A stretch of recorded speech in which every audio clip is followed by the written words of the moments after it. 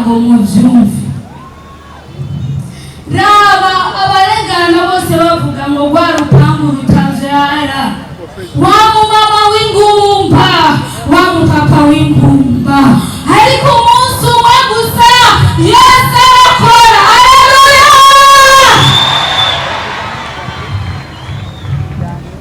Twarivunjije, nta bubayi badutoye, twari dukomeye turi bazima, ariko ntitwari tuzi cyari cyaratubujije kuronka umwana. Inyuma y'imyaka 13 ndabona nari umuvugishwa, umukozi w'Imana yasizwe amavuta, nuko ndamubwira ati haleluya, amen. Nawe ayamunyi yabwira Yesu ati shaka kubona. Yesu aramwishura ngo ukwizera kwawe kuragukijije. Haleluya. Ibona canora kaga karato ndandika ni shaka ko noronka umwana.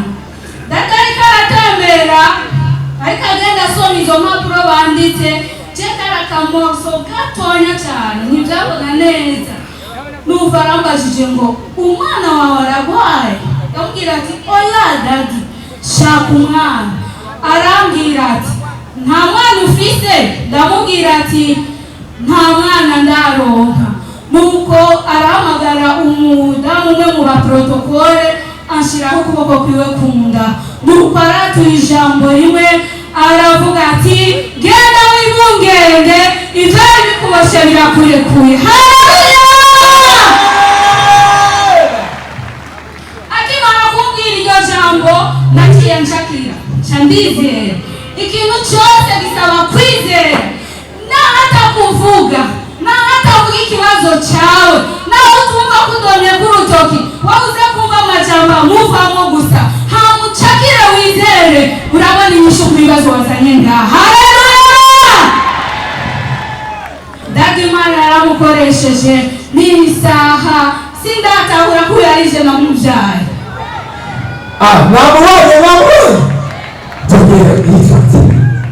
Uyu yitwa Ineza Ngenda Merle, batazira Joshua.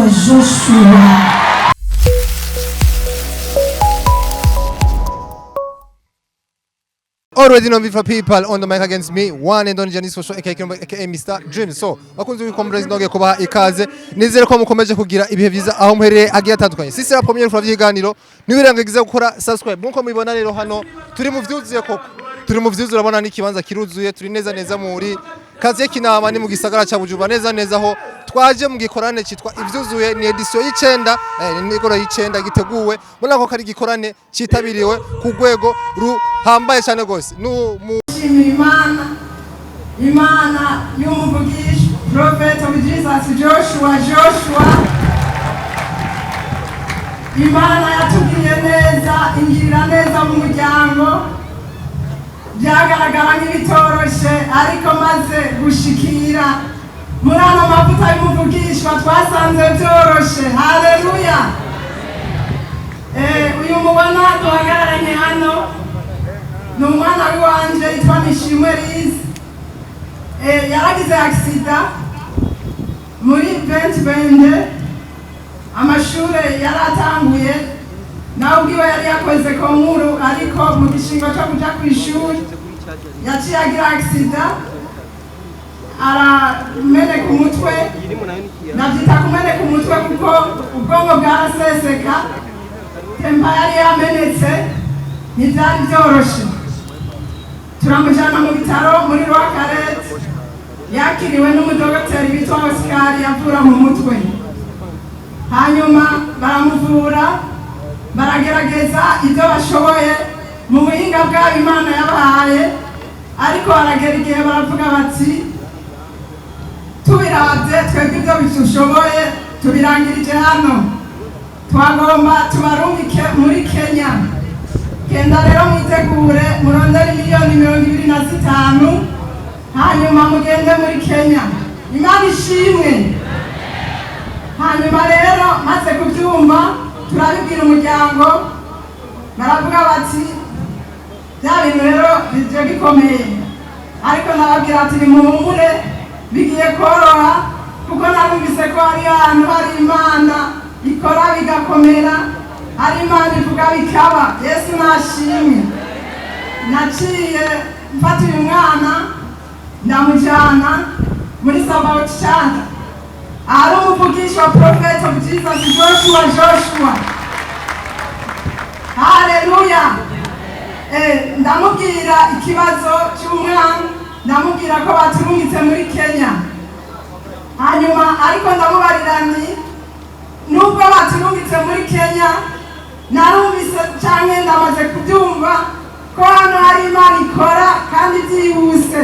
Yesu nashimwe. Ndazi yuko mushobora kumusengera agakorerwa operasiyo yihuta niriwe najya muri Kenya. Yesu nashimwe. Umubyeyi yaratubajije ati murizera ko uyu mwana, nawe nyine baramubaza ati murizera ko yokorerwa operasiyo yihuta? Turavuga ati turabyizeye bose. Uyu mwana ni ukuvuga mu gutwi kumwe kwacamo amaraso, ukundi kugaseseka, ubwonko bwaraseseka, bijya bintu byera muzi.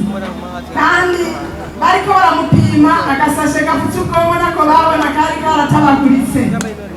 Imana ishimwe. Niho rero bari bamaze kutubwira bati mu kujya muri Kenya turabarungitse ikarusi basubire bamugirire ibipimo bikwiye, twandike ibikwiye, hanyuma mugende. Umubyeyi ndamubwira nti baturungitse n'ikarusi kugira tuzoce tubandanya urugendo muri Kenya. Muri ako kanya umubyeyi yaciye atubwira ati humura biroroshe, operasiyo iragenda neza. Yesu nashimwe. Umubyeyi yaciye amufata aramusengera, afata hamwe mu mutwe, hamwe byagaragara umengo ntibyokunda, hamwe twabona umengo ntibizoshoboka. Aramusengera aca aratubwira ati genda biragenze neza kandi nimuzoja muri Kenya umwana yakize. Amasimeshi cyane kuri Kristo Yesu. Haleluya. Abariko bumvaye katufureboja. Aha turi kubona abakameramani. Ugerageze kugereza. Hano kuri conclusion murabona ibivugwa ngaha. Baravuga yuko hamenetse igufa ryo mu bwonko bwo muri cerveau. Bakavuga yuko ubwonko buseseka. Imana idufashe. Ahari muri Tanganyika kera. Haleluya. Ibi byose biri ku mabadi barabwirira aho basanze umwana cy'ukuri yarononekaye. Haleluya. Niba uyu munsi ahagaze ngaha, mama we akaba ariko arashinga intahe, ndashaka dukomere Imana amashyi. Haleluya. Haleluya. Baragiye basikaneye muri ko murabyumva uko ariko aribwira mama we. Ibaze ufise umwana ubwonko buriko buraseseka mu gutwi kumwe, ahandi hariko hacamo amaraso. Sikino cyose. Haleluya. Umwana yarabaye yungutse muri icyo gihe. Umwana yarabaye yarenze amatwi, amaraso yaguma aseseka mu gutwi kumwe kubera ngaho yari yaramenetse temba, ukundi kwaguma guseseka mu bwonko. Hari hageze aho hariho umwanya haseseka n'ibintu byitwa amazi yaraderere mu bisanzwe ko ubwonko bwose bwari bwashikiriwe. Kandi bariko baramupima basanze kubera hari utugufa twari twagiye angaha hamenetse, hari utugufa twari twagiye indani mu bwonko, twaguma duhurutura ku buryo basanze hari agapande kari kamaze kuva, ariko ubu kariko mu izina rya Yesu. Amen. Amen. Hanyuma rero umubyeyi amaze kumusengera akatubwira ko bikunze bigenze neza akize, twaciye dutaha.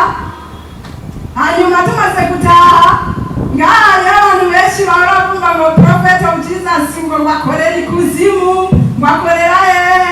Abo bantu muze murabahubura nabo mwese bashaka kuyongoreza kugira bahone. Yesu nashimye. Mubahamagare begere kwitabariro. Yesu ntabwo icyubahiro. Amen. Mwumvise ko barakuye hanze baje gushinga intare, aba n'abasengerwa ku matelefone cyangwa kuri Zoom. Iyumvire nawe muraba amaso mu yandi. Yesu nashimye. Amen. Bimaze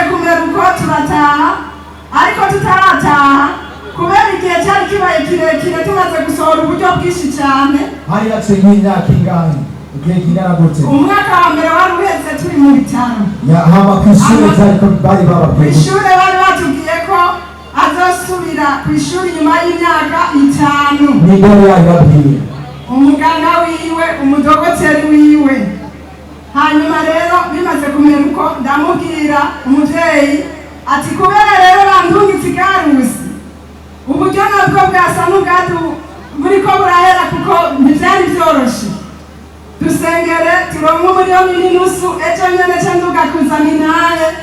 Ubu sinzoba ngiye mu bipimo, nzoba ngiye kuzana inyishu ariyo turiko turatanga ngaho uno munsi. Imana nishimwe. amashi menshi siniko ndabumva muriko murumviza intahe nkanjye gahini komera iyo mana amashi. Haleluya. Umuvyeyi aradusengera ati genda n'ubwo buryo burabonetse. Yesu nashimwe.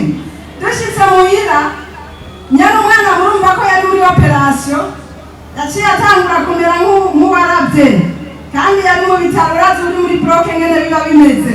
Yesu nashimwe. Abantu urupangu baravuga ngo umwana yapfuye nanjye ati arakomeye burya ariko aravurwa ari muri operation.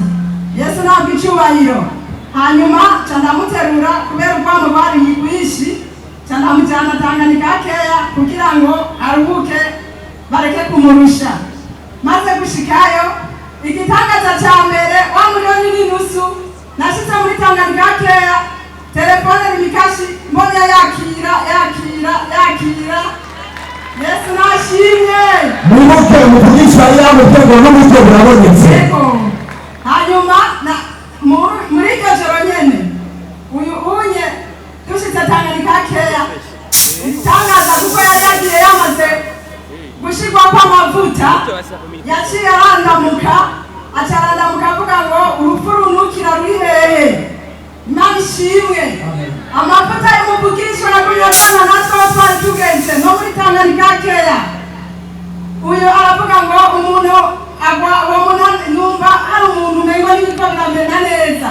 Aravyuka tubona agiye muganga ngo nkuramo ibiserumu. Tuca tubona agiye yepfo gatoyi hari umuntu wo muri Kongo yaragwaye ariko ntiyari indwara isanzwe bwari uburozi.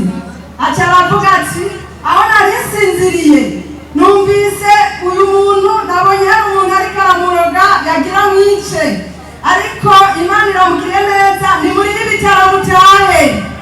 Imana ishimwe. wa wundi sinzi ko muri koma navyumva wa wundi yararenje yari yaravye yari muri koma. kubera ko profeti yamurambitse k'ikiganza yaciye agendana n'amavuta aza no gutabara abandi mu gihe bamukuye muhira atavuga yamaze kuja muri koma bamushikanye muri kira haciye umwanya acarabaduka aravyuka acaja gushengera abandi amashi kuri Kristo Yesu. Haleluya. Ndiko nabafata kugira ngo mugende mutahura neza ino ntahe. Mama hama vyase bigenda gute? Umutama yari yamaze kumera nabi cyane yasa n'uwapfuye. Ababa baravuga ati ego natwe twari twabonye ko ari uburozi kandi mu miryango iwacu hari ibintu bitameze neza. Burya uwo mutama twagiye tubona byuka tuza tubona ararandamutse tuza tubona aricaye. Wa mutama twageze kuva mu bitaro nabo bariko baramurira atashi wabo muri Kongo. Imana yabwicubanye. Amen. Mama ndashaka kumbwire ni gute rero mwagiye ikarusi? Amalezereza yaho vyagenze gute? Ikarusi rero twaragiye tumaze gushikayo baramupima bamaze kumupima nabo nyene ntibyabasobanukiye. Navuga ati nibiki byabaye twe batwandikiye batubwira ko uyu mwana ubwonko bwiwe bwasanzaye kandi na temperamentre ariko agasashe k'ubwonko katariko mugabo dusanze kariko. Yesu akabiri pesi cyane kuri Yesu Kristo. Sindabumva basanze kagasashe bavuga ko katari kariko gafuka ubwonko basanze kariko icyo baboneye muri scanner. Kandi scanner ya mbere yari yamaze kwerekana yuko ubwonko bwapagame buseseka atagashashe kariko, ariko inyuma yo gusengerwa ashitse hariya ikarusi muri sikaneri basanga agasashe kariko.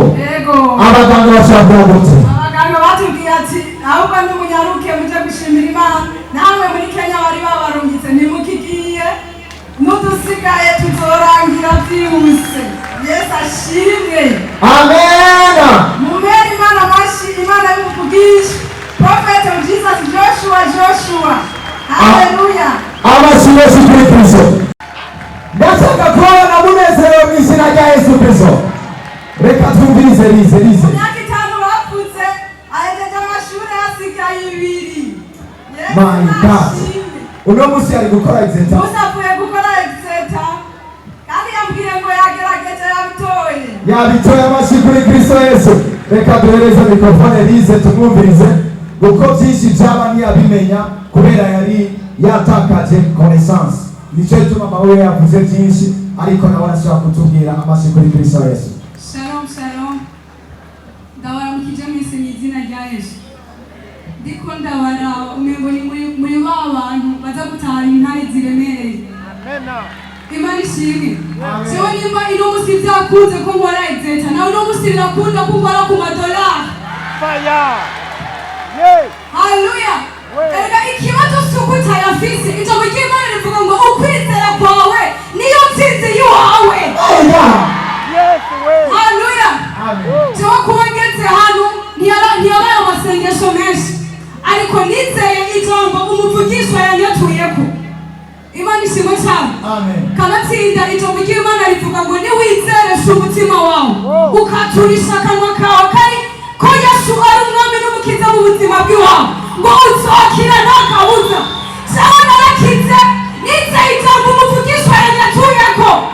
Erega ijambo ry'Imana riravuga ngo ari ijambo ryashitseko Imana yabise Imana. Amashyi menshi kuri Yesu. Haleluya. Imana ishimwe cyane. Iyo ndi kumwe n'umuvugishwa nahuye nawe ubuzima bufise uko bwari bumeze, ariko igihe mpura nawe ntibusigaye Petero ahura na Yesu. Petero atarahura na Yesu yaroga ifi, ariko igihe ahura na Yesu ubuzima bwarahindutse. Yesu yamubwiye ngo nzokubwira umurate w'abantu. Oh my God. Haleluya. Tena igihe mpura n'umuvugishwa wa muntu yari yateguriwe operation, nitaona zuri umuntu yapfuye. My God. Haleluya. Magaze kuri kino gicaniro dubaha amavuta, dubaha umuvyeyi wanje. Urashobora kwemera amashyi umuvyeyi wanje, my prophet. Imana ishimwe cyane, ndamukunda cyane. Nahuye nawe hageze, nahuye nawe nari naragize atsida mama yabivuze, ariko ntarahura nawe naripfuza guhura nawe. Imana ishimwe cyane. Icyo nshimira Imana ego nitse umuvugisha yaransengeye, ariko ikindi nshimira Imana ni iki? Nuko namenye ikibazo cy'iwanje. Burya iyo tuvuze sabawati ntituvuze ikibazo, ni ikibazo abantu bakiriramo. Burya tumira mugenzi wawe. None ni kubera iki wemera kuguma muri bwa buzima kandi hari ahantu hari ubutunzi ushaka kuguma bwaho kubera iki? Haleluya. Imana ishimwe cyane. Nta majambo njemba afise menshi yo kuvuga, ariko umutima wanje wuzuye amashimwe, akanwa kanje kuzuye indirimbo kugira idasanzwe Imana yankoreye. Imana ishimwe cyane.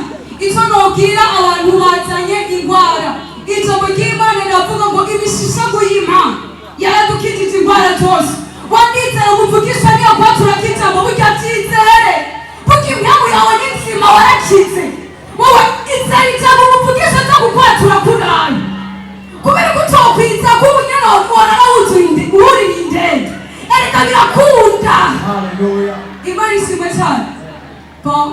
Nta majambo bafise menshi yo kuvuga, ariko ndashima Imana. Ngiye gukora exeta nabonye Imana ivyananiye abandi nije nabitoye. Sinzi ko mwabyumvise. Haleluya. Wawundi banza murimbire, wawundi ubwonko bwasese. Imana yashyize ubwonko muri original na exeta yagize akaravyo ako numva amashyi y'abantu. Haleluya. Hey, fire. Hey.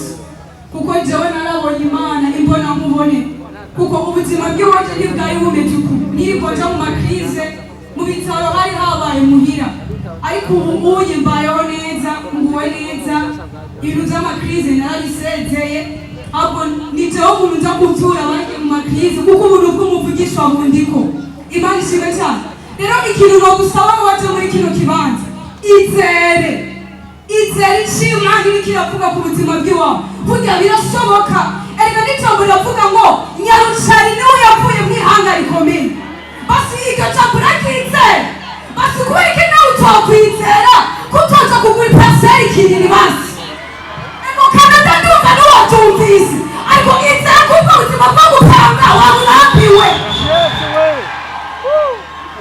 haleluya jewe ndizera icyo Imana ivuga ko cyane cyane ijambo ry'Imana rivuga ngo mwizere Imana mubone gushikama ariko arandi abantu ngo mwizere umuvugishwa goca tubona intsinzi gisigura ngo intsinzi mu kanya gato kugira muhure abasize kuri Yesu Kristo haleluya abantu mwahezage rino nahe Imana ibahezage cyane ubuntu bwakoreye riyo kari katabaguritse gasubira kuba kazima ubwo bushobozi buri hano ngo buze kudukorera mu izina rya Yesu Kristo amashyi menshi basubira mu kibanza cyabo avugishwa uyu munsi hari umunezero mwinshi w'ibyo Yesu Kristo yakoze amashyi haleluya vuga ngo mwami Yesu amashyi menshi cyane ku Mana ya Prophet ngo ntambure kuri shalom ibyo murabizi ibyo mutazi n'ikindi ako ka we love you urukundo adukunda urukundo tumukunda uno musinje ngaha anya ngo mvuge byinshi birengeje ariko ndashimira Imana d'abord ndashimira Imana y'umuvyeyi wacu ya Prophet of Jesus Joshua nukuri magarengaha munsi y'aya mavuta shimira cyane Imana kuvyo yankoreye kuva ntambuye kuza muri uru rushengero naje nk'urusaku nukuri nta n'umwe yari yanyumvise sinari ndabizi ariko naragwaye cyane rwose ndagwara ibintu bita amafibrome mu kirundi sinzi ingene bavyita gushika naho bavuga yuko mfise inda y'abana batatu apana mahasa mugabo iyo nda nari nkaba nayitwaye umugabo twari twaragize mariage amaze imyaka irenga indwi ari ngaha muri Canada ari ngaha mu Burundi nanje ndi hariya muri Canada naragerageje ibintu byose kugira ngo ashobore kunsangayo hama ntiyashobora kunsangayo kubera ibintu by'amaviza bigoye jewe rero ndaza inje ngaha anye kubera gusa ku rusaku nza muri Sabawoti Church kuko nari narabuze ahandi hantu ngenda nkaja ngaha onye sawa ko bosengera kandi ntabwira n'ingorane yuko bavuga ngo mfise inda y'abana batatu naje nkavuga iyo ngano banayikuye hehe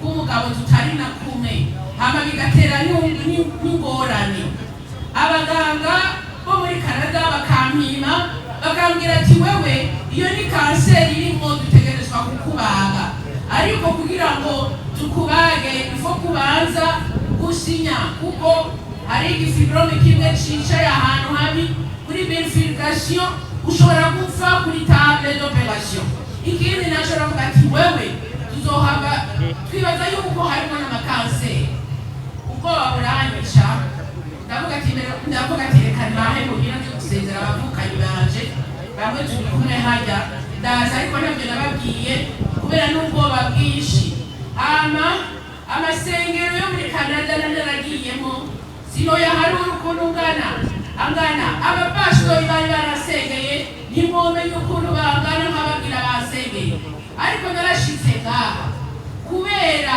urukundo rw'Imana inza muri Sabaoti Church. Je muri Sabaoti Church Imana irangirira umuntu turahura na prophet. Duhuye na prophet ndamuskagira ati je nkamwereka tensengera ngaha. Prophet arandaba araseka ambwira ijambo rimwe gusa wivyo Imana yaramaze kubitunganya. Amashimesi cyane amashimesi. Nari cyane Imana yamaze kubitunganya mu izina rya Yesu. Prophet abishikanganye yatunganya mu izina rya Yesu. Nakabita kurita Imana yabitunganya mu izina rya Yesu. Amashira karurukeshe kuri Yesu Kristo. Aho rero jewe nkavuga ati Imana yanje jewe ndabyumva. Raba abarengana bose bavuga ngo rwa rupangu rutavyara, wa mumama w'ingumba, wa mupapa w'ingumba, ariko umunsi umwe gusa Yesu arakora. Haleluya!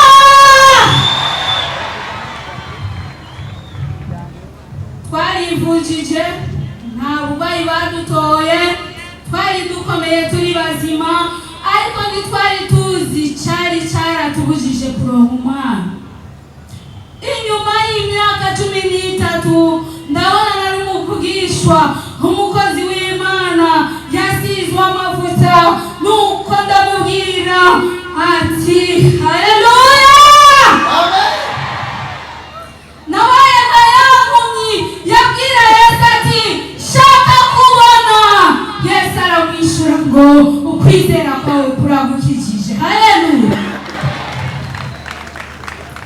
Naragiye ubwa mbere ntitwabonanye, ndasubirayo ubwa kabiri sinamuronka, ariko ndabona ibitangaza byinshi biriko birakoreka aho hantu hari mu Ngagara. Ndabwira mukuru wanje nti nabonye aho ngiye gutabarirwa. Arabwira ati yo abo bavuga ko bakorana nabi kuzimu. Ndavuga nti akorana n'ikuzimu, akorana n'abijuru, akorana n'abo mu mabarabara, akorana n'abo mu mazi.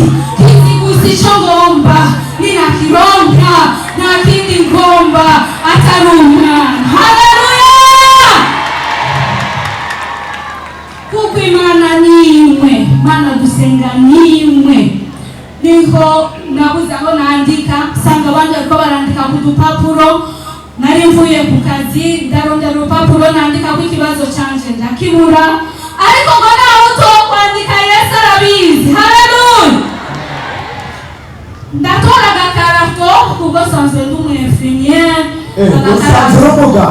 Yes. None kutari wivuye muga? Hari umuganga usumba abandi. Uwo ninde? Uwo ni Yesu. Amashimesi kumwana. Mbega nawe ushaka iki? Ushaka umwana? Ushaka ubutunzi? Ushaka amafaranga? Ushaka abagabo? Iyabaye Imana iraguha mu izina rya Yesu Kristo. Niho naca ntora kagakarato ndandika nti shaka ko noronka umwana. Datari karatembera, ariko agenda asoma izo mpapuro banditse, je karakamoso gatonya cyane ntibyabona neza. Numva arambajije ngo umwana wawe aragwaye. Ndamubwira ati oya dadi, shaka umwana. Arambwira ati nta mwana ufite? Ndamubwira ati nta mwana ndaronka. Nuko arahamagara umudamu umwe mu baprotokole anshiraho ukuboko kwiwe ku nda. Nuko aratuye ijambo rimwe aravuga ati genda wibungenge, ivyari bikuboshe birakurekuye. Haleluya! Akimara kumbwira iryo jambo naciye nshakira ndizera.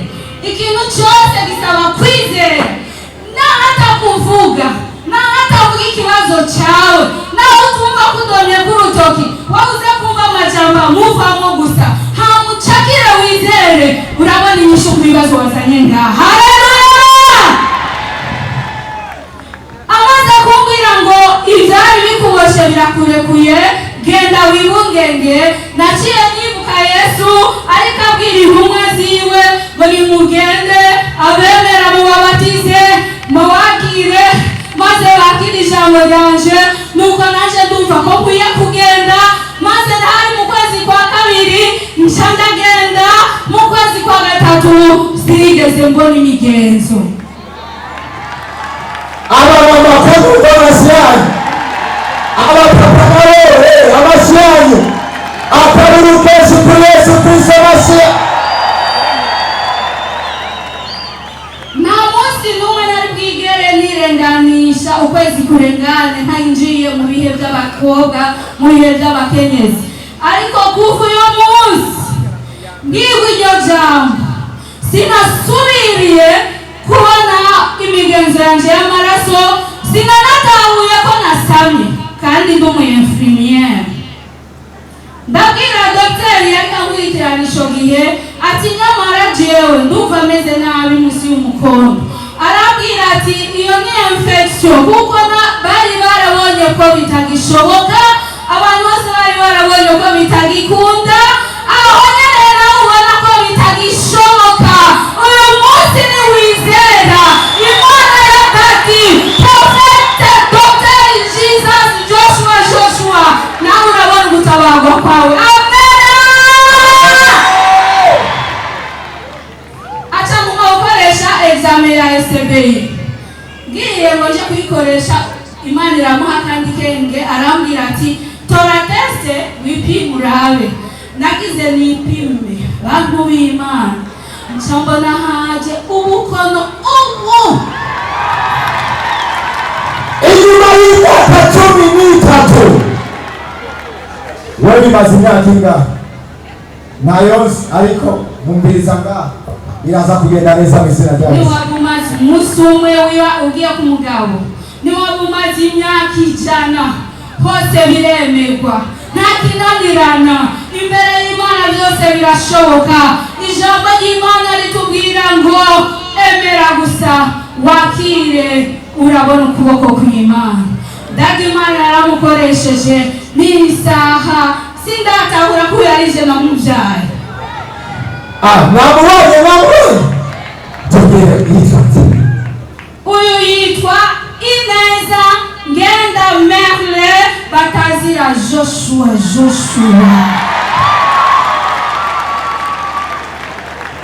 Abashimesi kuri Yesu Kristo abasiya nagati nigiki wobwira abantu bari ngaha baje biteze igitangaza, ninakaye patambo wabwira kugira ngo nabo uyu munsi batange igitangaza cyabo.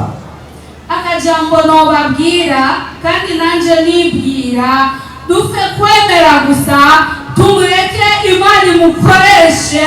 Ndazi kumwe abamama bo bari ngaha batararonka umwana, sinobabwira ngo mugire uko, ariko aho uri niwaba ugomba umwana, niwaba ugomba amafaranga, ndibutisha amafaranga. Mukuru wanje yarasabiririza 5, ariko umusabe n'amamiliyoni arayaguha.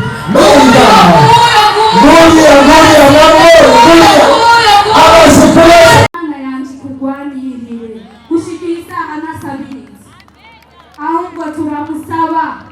Lakini unajua sababu gani yeye ndo amelia? Ni kubera ko Ni kwa sababu agukunda ndivyo. ndio anakupenda, lakini ni kubera ko Imana igomba imwishure biciye mu kugusengera. ni kwa sababu Mungu anataka mjibie. Urasigituma. Unajua kwa nini? Kubera ko amasengesho yawe menshi, Maana maombi yako mengi uyasengerawe uririrawe kugira ngo Imana imucire inzira. unamwombeaga yeye, unamlilia yeye ili Mungu akusulie njia. Urasengera abana bose, ariko ugeze kuri uyu Unaombeaga watoto wote, urabwira Imana, Mana ndakwinginze mucire inzira. Uri kuririra Imana ngo imwinjize mu rugo rwiwe n'ibyo ushaka kwibonera. Mungu amwingize mdoa yake, ndo nataka Wabwire Imana singomba gupfa naramubona ari we. Mungu sitaki kufa. Igituma yarize ni kubera ko yateruye fardo yawe, kubera ko uteruye fardo yiwe. Mama, Imana igiye kukwiyereka muri kino gisagara.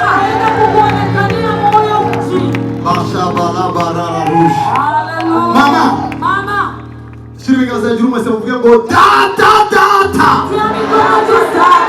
Izina ryawe ryubawe. Mama, mu mwanya ariko ndagusengera.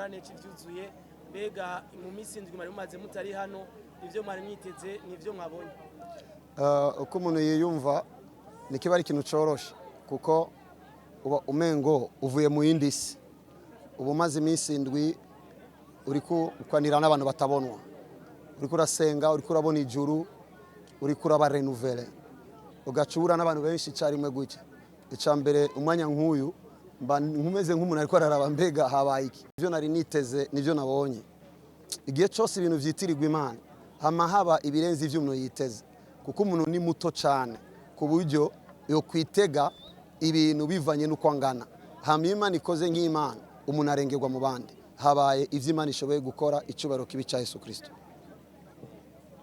Prophet Joshua nyuma yuko nyuma y'ibisi mwakoze yari kuba uwo tuvukana yari kuba n'ahatari uwo tuvukana turavukana mu Mana nundi murundi mu ncamake n'umunezero abantu bose bagize no munezero nanje mba ndagira muri uyu mwanya.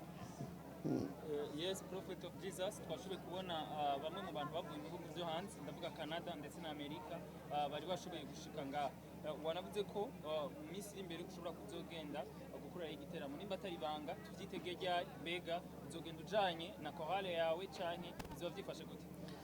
Ni ibihugu byinshi biko biramamagara muri uyu mwanya byinshi muri Europe muri Amerika ngo birumvikana yuko bitamatanye na Joshua ni munini bimatanye n'Imana nini babonye abantu babonye Imana barayipfuza ahantu hambere bariko bariruka cyane nabo mu Birigi ariko jendi nganda umukozi w'imburakimazi niteguriye kuja Imana igomba ariko mu ncamake ari ibikorwa byinshi bizoba mu kontina yose kubwa Kristo Yesu icyo twifuza niki nuko hiyo naho nyene bohura na buno buntu Imana ihamagara abantu ikabasukamo ubuntu butandukanye umwe imuhibi undi kamuhibi undi kamuhibi ari byo rero Imana yampaye ivyo navyo yampaye ni kubgabo umunezero nuko umunsi umwe nohura nabo ikibazo ngo nzojana na chorale byo bavyiza njanye nabo ariko urumva bagutumira nibo rimwe na rimwe bavuga ngo muze 10 muze 5 nucuremera abantu tutaje 200 nitwoza kandi ndumukozi w'Imana Imana ishigwe hejuru. Ico kibazo ngene ari programme yo kuja Dubai muri no numbero y'ivyuzuye iracahari. Programme yo kuja Dubai iracariho niyo nahagarara ariko murazi ivyabaye muri Iran ivyo vyakoze muri Dubai ubundi tokwa tugiye Dubai mu ndwi kurikira harabaye impinduka zituma ikorana cha Dubai kitaba ubu je ndagenda bien sûr kuko ari bikorwa ntegeza kuja gukorayo ariko igikorana cha tugitegura mvuyo nca mvuga uzojana nanje mu baririmbyi hamwe n'aba baririmbyi bashasha bariko barakora fuza yuko boronka mu makado nuko tubafasha kurondera ama passport kuko inyuma aho nga ibikorwa biratanguye. Muri conference de presse wakoresheje abamenyesha makuru warashobye kuvuga ko abarinzi bashasha muri bariko bararuka batari mu bazohiganirwa ino modoka uzoshobora kwegera imbere azoronka surprise nyinshi ndetse akazoza uratoramwo 2 canke 3 bagwerekeza iyo ugiye muri bikorwa bishasha haba Dubai canke muri Europe bariko barakuronde twitege ko uzotoramwo 1 canke 2 bazoshobora kujana nawe.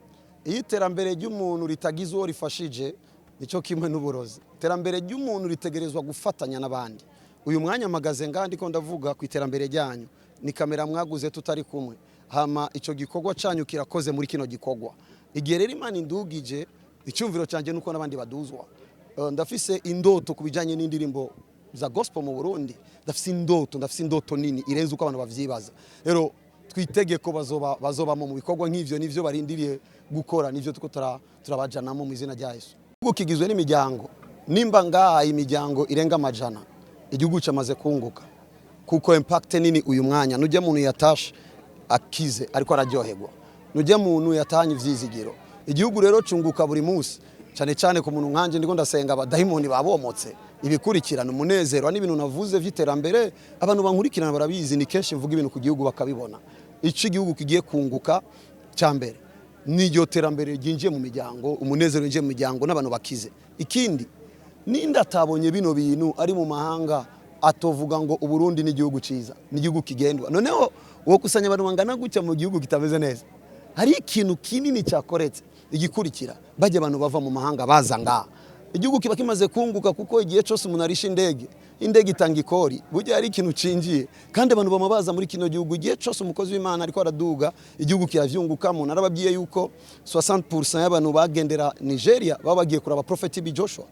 ejo nejo bundi tugomba ko abantu baza ngaha kurondera Prophet of Jesus Joshua kuruta ukuntu barondera ikawa ivyo navyo bifise inyungu kuri aeroport, bifise inyungu ku ndege yose yinjira ngaha, bifise inyungu ku ba investisseur kuko abantu baje ngaha bazogenda baguze inzu, bazogenda bubatse, bazogenda bariye muri hotel, bariye bazogenda barishe hotel, ayose n'amafaranga yinjiye kandi yose yinjiye muri kino gihugu. Igihugu c'amacunguka buri munsi iyo umunyagihugu ariko arakora ibikwiye ku by'igihugu ciwe.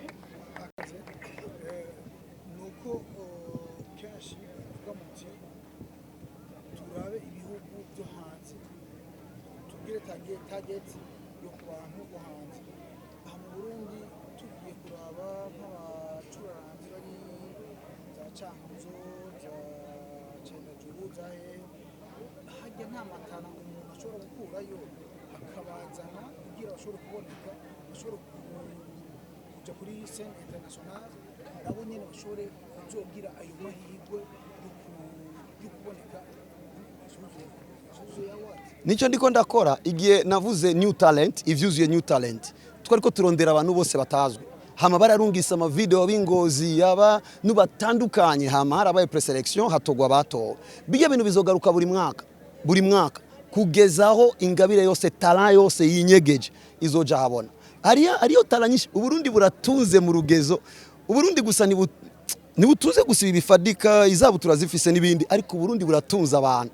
Abarundi bari extremement talentueux, sisiko mubizi. Uburundi buratunze, ahubwo Imana idushoboze kugira ngo ibikorwa nk'ibi tugire inkomezi nyinshi zo kubikora. Imana idwe gusa inkomezi tubikore. Indoto zacu nuko hari yabovumbugwa, cyo gutuma wumva ko tugiye gutangura gukora ivyuzuye ruguru kugira ngo tubasange igihe zo korera ruguru, tuba tugiye no kurondera talent ziri ruguru cyane. Kuko ino programme y'ivyuzuye uyu mwaka iki ni cicenda kuva muri 2017 kikukiraba nigikorane kimaze kuba kasha. Uvyumvise nikorane ucyumvise ucubona igihugu cubona ibintu binini. Yo tugomba yuko nabo bandi bashikirwa. Twabonye uri kurasenga umwana wawe wamubisage ndasengera mama aratanga. Mbega hoba hari amavuta mashasha uri kurarima umwana wawe cyo tuzogaruke ngaha ariyo dusanga ari warakiza. Imana ihaye umuvyeyi ikamuha abana, imuha ingabire. Iyo ngabire umuvyeyi arashoboye kwikoresha ico icitwa ciza. Icambere nuko umwana arungikwa kw'ishure kugira ngo yige, cyo gutuma baja kw'ishure. Ariko jewe kuba nzi gukorera Imana arubwo buzima bwanje. Aha ni kubera ko tutagize umwanya. Aba bana batangiye kunsengera, wenye nurarengegwa. Nibo bantu basengera neza kuruta ukuvyibaza. Kuba rero wasengeye umuntu bakabibona ivyo babikora mu ishengero, asengera abantu bagatembagara bakabohoka. Amavuta mashasha niko Imana yari meze, hama amavuta ava ku mutwe yarona agashikira bari hafi bose. Bari hafi nabo nyene nibo kwirengagizwa. Ni kuri incuro nyene turi ngaha twe duheruka ibiteramo biheze, event iheze tuca turonka ama award. Kuri incuro n'igiki cyahindutse, ahubwo kuri wewe nyene uno munsi wabonye habaye iki cyahindutse gisumba ujya mwanya hacatangwa kandi n'ama award. Ni vyari vyoroshe. Iyo dukoze hakaba gutangwa ama award vyara dutwara umwanya wo gusengera abantu.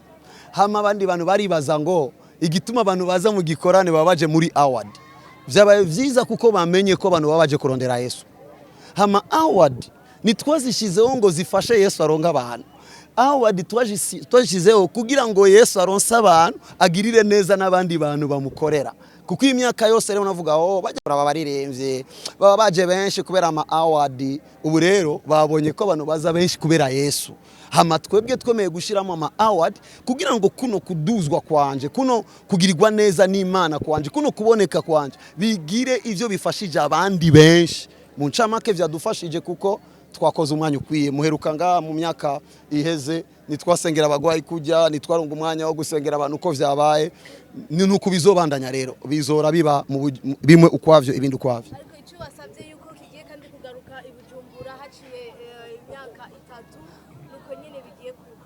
Nico navuganye n'Imana si 3 gusa ni muri 2030 suko tazokora ibikorane, tuzokora ibindi bikorane vy'imisi 3 imisi 4, ariko ivyitwa ivyuzuye tugitwaye mu zindi ntara. Bino bintu vyatanguriye Gitega kubera ikitwo turabikora ahantu hatandukanye. Hazogera igihe abantu batahura ko ibi ivyuzuye n'umugambi w'Imana mu gihugu no kwisi yose. Azonagera igihe ndavyemeza uyu munsi bitabaye umwaka bizo umwaka wari wose aho le 77 uzokwitwa umunsi wo gusenga mu gihugu, aho abantu bazohabwa konje. Ico ndakizi kuko navuganye n'Imana mu ntango. Ariko igihe bizoba Gitega niho muzomenya ngo bino bintu kumbe ni binini gucya, kuko Imana yambwiye ngo hoteli zose zizokuzura. Ucebaza kubera kuvuze ngo hoteli zose zizokuzura. Dufite umutima wo kwereka abantu yuko ibikorwa vy'Imana bishoboye guterera mu iterambere riri mu karere. Kuko ari abantu babitandukanya nguko umengo abakozi b'Imana n'ibikorwa vy'Imana ni ibintu biri ngaho gusa vy'abantu bikusanyiriza ko amafaranga. Ibikorwa vy'Imana n'iterambere. Uyu muntu yazanye ibino vyuma yabirihiwe amafaranga. Izo ni famille zigiye kubaho. Ibikorwa vy'Imana birabesha abantu. Aho Imana iri kwirakora iterambere riba rihari. Harageze gusa ko buguruka amaso babitahure uko muri Nigeria babitahuye muraza makuru ya Pastor Chris, uko Zimbabwe babitahuye muraza makuru ya Prophet Uberenjo, uko Malawi babitahuye muraza makuru ya Major One.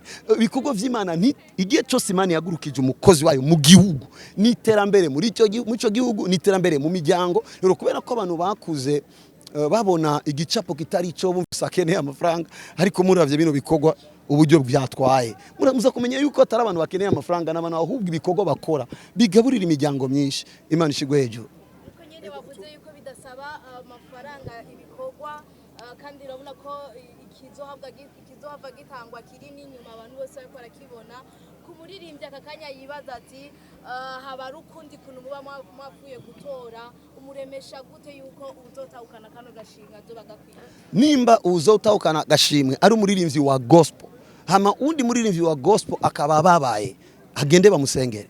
Kuko nimba umukinyi umwe yatsinze ekipe yose yatsinze, nimba ari umuririmbyi yibutswe, dukomera Imana amashi kubikwira twibuka. Jewe intege ndabateye ahubwo babiryoherererwe bino bintu, kubona hashoboye kuboneka umuntu akavuga reka dushigikire gospel mu ma vision atanu indwi manini Imana yampaye ko nzokorogeza muri 2030. Vision ya gatanu guteza imbere gospel, harimo no kugura studio nini kugira ngo gospel itere imbere mu ncamake ko ari bikorwa ngaruka mwaka baryoherwe. Mbere turifuza yuko tuzotanga ino modoka, tuzotanga na award kandi ku barimvyi batandukanye kugira ngo tubandanye tuzana dutera intege abo barimvyi barimba indirimbo mpimazamana n'umunezero. Rero uwo babara bamusengera.